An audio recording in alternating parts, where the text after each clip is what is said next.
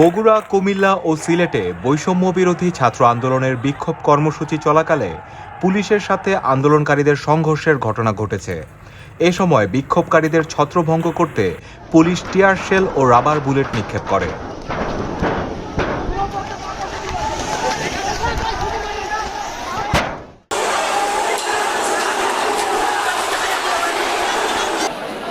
কুমিল্লা শহরের police lines এলাকায় আন্দোলনরত শিক্ষার্থীদের ওপর আওয়ামী লীগ, যুবলীগ ও স্বেচ্ছাসেবক লীগের কর্মীরা গুলি চালালে অন্তত 7 জন গুলিবিদ্ধ হয়েছেন।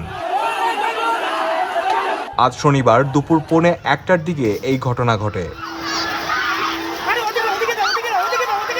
কুমিল্লা মেডিকেল কলেজের পরিচালক doctor Fazle Rabbi the daily স্টারকে বলেন, ছররা গুলিতে আহত 7 জন আমাদের হাসপাতালে ভর্তি আছেন।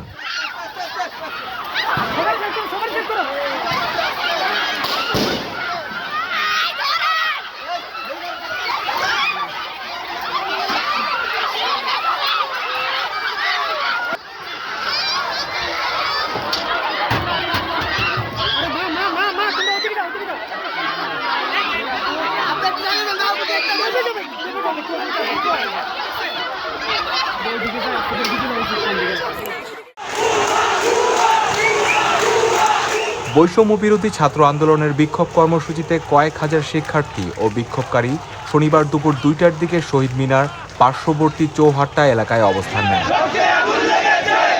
এ সময় তারা পূর্ব ঘোষিত বিক্ষোভ কর্মসূচি চালিয়ে যেতে থাকে।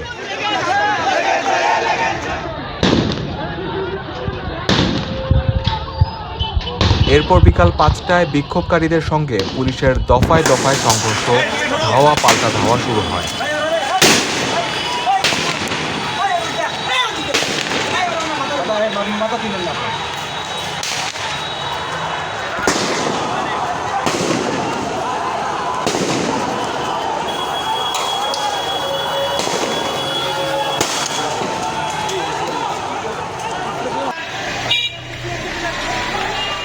বগুড়ায় বৈষম্য বিরোধী ছাত্র আন্দোলনের বিক্ষোভ কর্মসূচি চলাকালে পুলিশের সাথে আন্দোলনকারীদের সংঘর্ষের ঘটনা ঘটে।